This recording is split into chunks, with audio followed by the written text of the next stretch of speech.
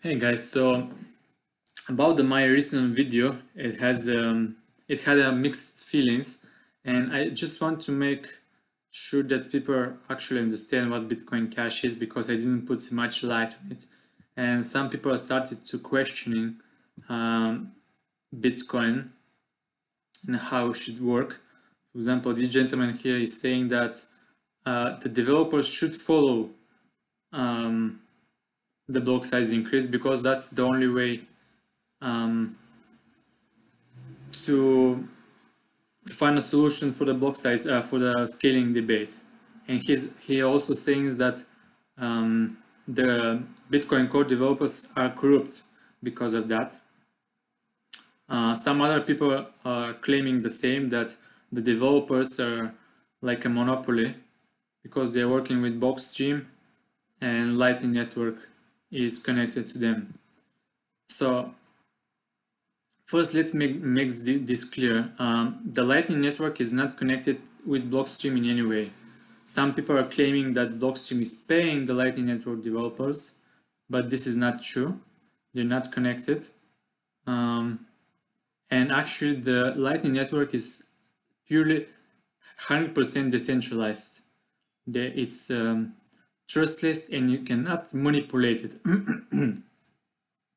So I advise everybody to learn and read more about the Lightning Network because it's going to be the next thing which is going to boost Bitcoin to $100,000 next year. It's going to be very, very big player next to the Lightning Network. About the block size and the group developers, actually, when the developers decided to initiate a SegWit, we fixed a very important issue with Bitcoin and centralization. Because when we have SegWit, we're fixing a bug in the Bitcoin transaction system, which makes some of the miners, which provides some of the miners ability to cheat the system with 20% faster mining. And this is because of the ASIC boosters.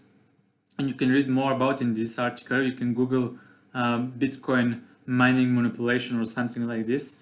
And you're going to find different articles about the ASIC boost and how before the SegWit, it was very possible for some powerful monopoly of miners to have around 20% faster mining power. This means that if you are a big mining monopoly, you can basically do a 50% attack. You can mine a lot more bitcoins than your competitors. And with SegWit, we just fixed that problem. What's interesting about it is that BitcoinCash doesn't fix this because they still didn't fix this problem, and this is obvious why they didn't fix it, because they incentivized to mine with this 20% faster speed. So actually, it's the opposite way around. If you're still trusting the BitcoinCash miners, I think you should do a good research about this, because, for example, what's happening today? It was very interesting. Just Coinbase announces that they're going to trade Bitcoin Cash, and on the same hand, what was the name?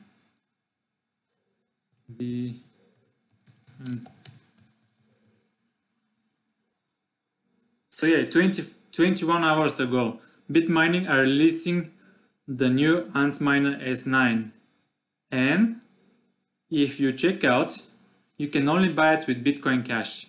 I cannot find it now because I have to log in or something, but this shows how manipulative the system is, because the miners and Coinbase in particular, they hold a huge amount of bitcoins. Coinbase probably holds tons of bitcoins that are not owned by the clients. So they have tons of Bitcoin Cash as well.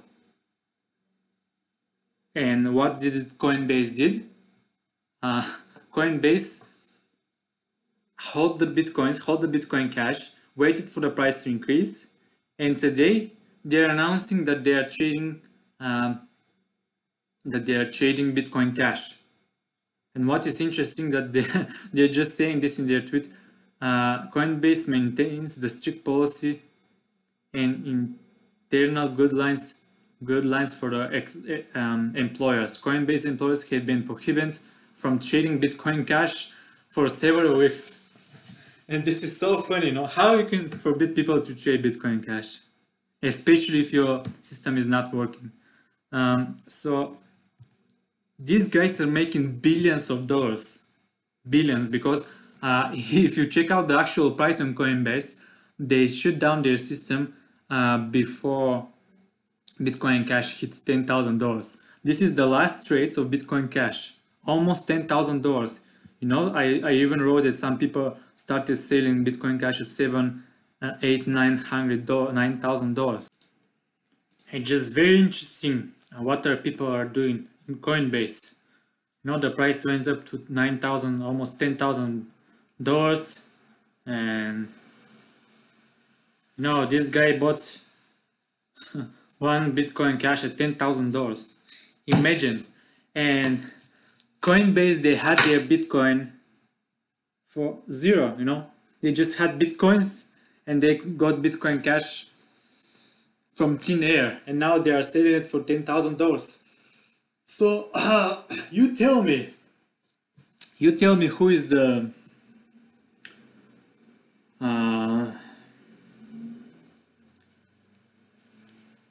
corrupt in this system. And this is why I'm not going even to smell and touch Bitcoin Cash. And you're telling me that our system is decentralized and there is no monopoly.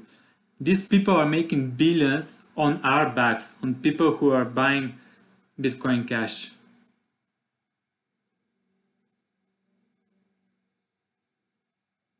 But this, on the other hand, is good because Bitcoin is going to shine even more in future. But I don't want to be a part of this. That's why I didn't buy Bitcoin Cash, and I'm not going to buy, because I know the price is going to increase. I know that Bitcoin Cash will probably surpass $5,000, but I don't want to be a part of it. There's still correction here, but the price will probably go to 5,000. I can roll up few $100,000 here and make a nice profit, but I don't want to do that, and I'm simply showing you because the miners, especially the big mining pools, they're also holding, I don't want to say millions of Bitcoins, but potentially they can hold that much of Bitcoins, and they have the same amount in Bitcoin Cash, and they're holding, and they're going to slowly sell these coins when the price increase. Yeah, in the scaling problem, actually the scaling was never a problem, and the block size is not a solution, because every time you increase the block size, you hit another barrier, and you need to increase the block size again and again and again. And you know, when you have billions of transactions a second, then you end up with this huge blockchain and huge wallet that nobody can use, nobody can download, and only just big miners and centralized communities can afford to actually mine Bitcoin and store it in a proper way, in a proper Bitcoin wallet. So that's why I advise you to watch more videos about Andreas, because there you can understand more about the scaling solution and how Lightning Network, for example, is going to bring a lot of solutions. And there's other solutions that are coming back for Bitcoin. Check this out. There's how many? $20-30 billion out of Bitcoin for a day. Bitcoin Cash is doing insane. And the same thing goes for Ripple. You know, people start buying in Ripple because they thought that Ripple is going to be listed on on Coinbase, but Ripple took a little bit of correction after we heard that it's not going to be listed now on Coinbase. And Ripple is the same thing.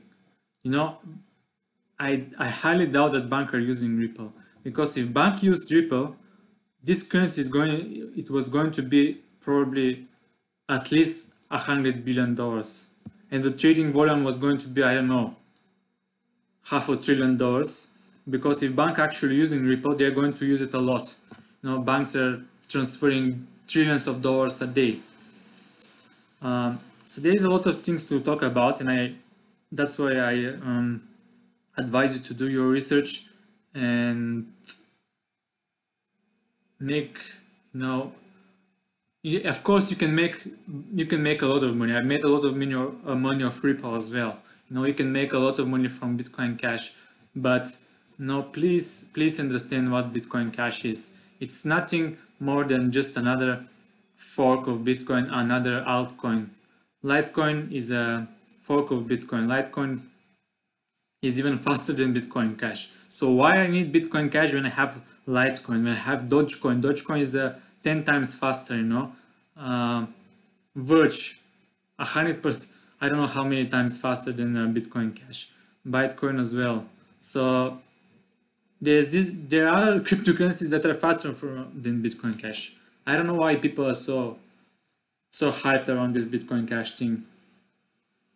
So these are my thoughts. If you want to learn more about the scaling problem, I advise you to watch Andreas Antonopoulos.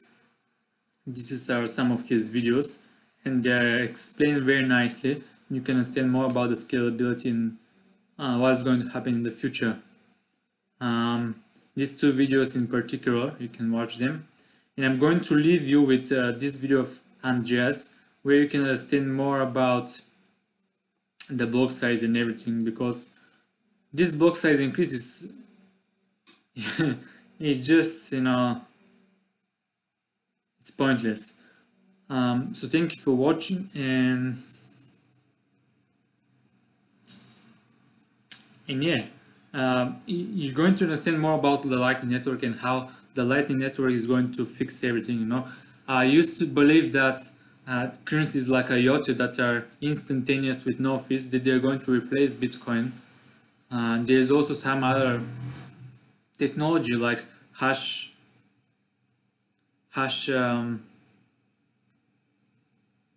Oh, I forgot what was the name. Hash graph technology, which is also instantaneous with no fees, and people are saying that it's better than blockchain technology. But you know, the Lightning Network is going to offer the same thing, and we are just, you know, a few months before the Lightning Network launch, and probably a year. So make your research about Lightning Network, and I wish you good luck. And if you want to watch this video, better find it on YouTube, or I'm going to leave you with this. So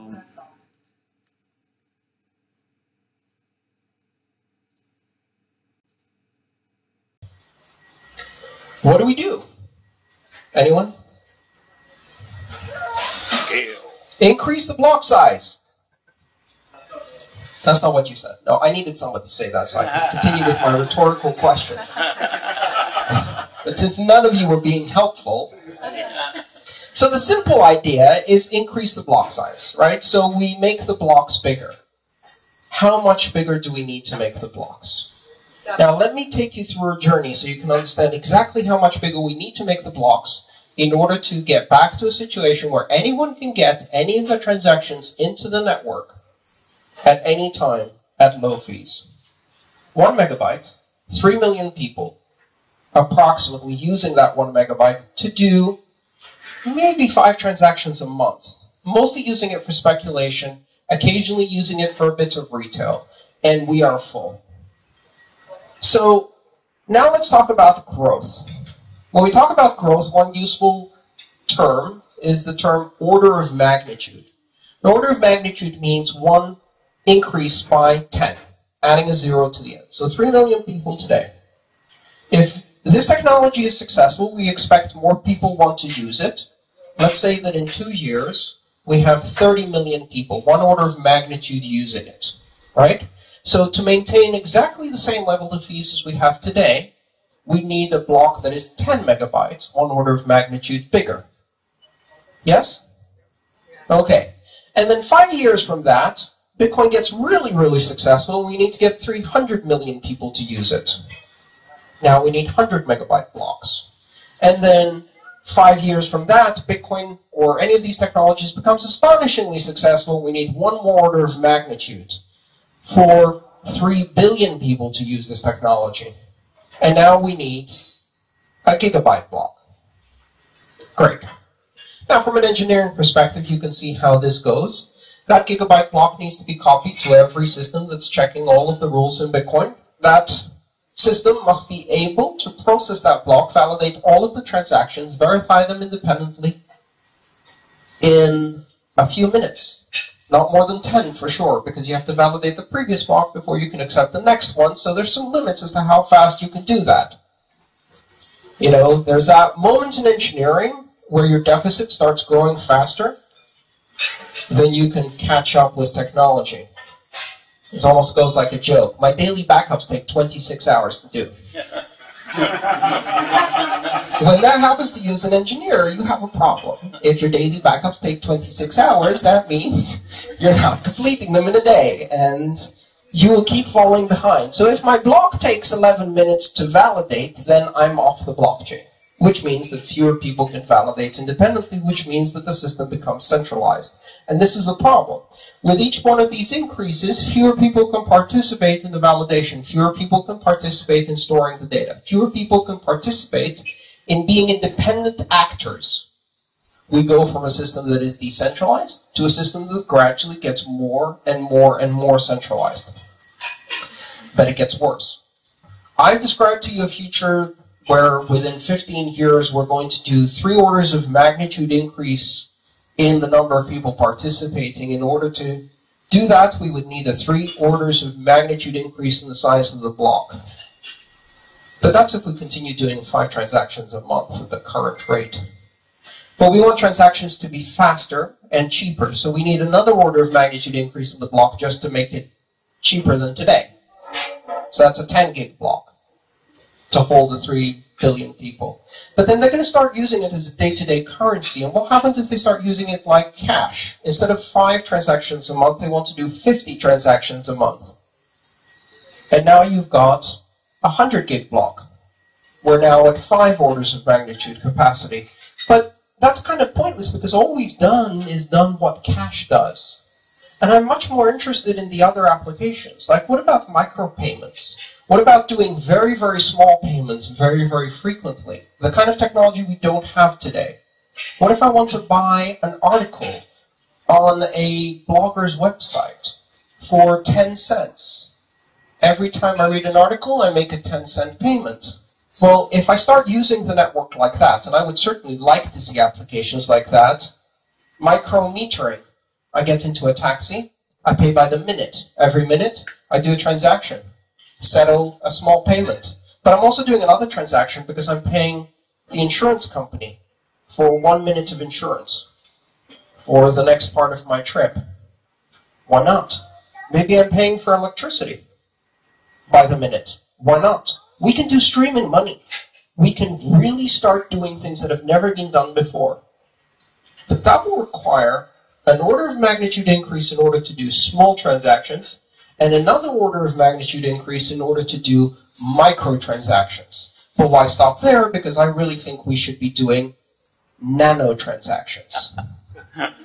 And now we're talking about 8 orders of magnitude. So now we need to ship a petabyte block every 10 minutes. And not just ship it, process it, validate it. We can't win this game. There's no way that the system will scale. The system doesn't scale. And so immediately people who look at this go, we can no longer fulfill the fundamental promise that I certainly talked about, which is to serve the underbanked, to serve the unbanked, to serve the underserved. Is that out the window? Is that no longer part of the plan? Have we given up on the idea of bringing in really people who have no access to financial systems today and giving them access to something that is a viable system of payment for a person who earns $1 to $2 a day? Not with the current transaction fees. Something has to change.